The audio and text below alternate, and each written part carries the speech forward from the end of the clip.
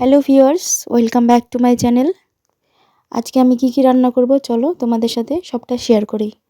তো প্রথমে আজকে আমি রান্না করব কাঁঠালের এঁচোড়। এজন্য আমি এঁচোড়টাকে 6 থেকে 7টা প্রেসারে সিটি দিয়ে নিয়েছি।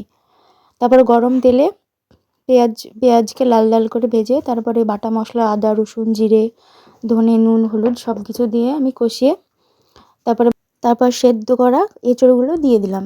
এবার ভালো করে মশলার সাথে কষিয়ে হালকা একটু জল দিয়ে তারপরে নেড়ে চেড়ে রান্নাটা কমপ্লিট করলাম।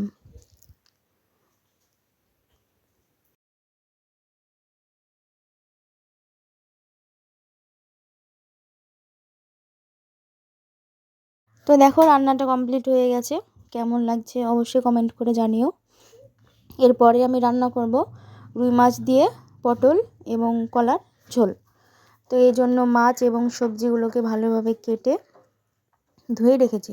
এই যে মাছগুলো ভেজে নিলাম, তারপরে পটল এবং কলা ভেজে নিলাম।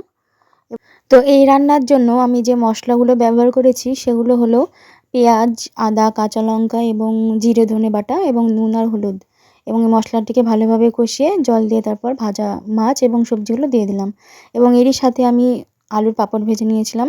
তো আজকের আমার রান্নার এই রেসিপিগুলো তোমাদের কেমন লাগলো অবশ্যই জানাবে, এবং ভালো লাগলে চ্যানেলটিকে সাবস্ক্রাইব করে দিও।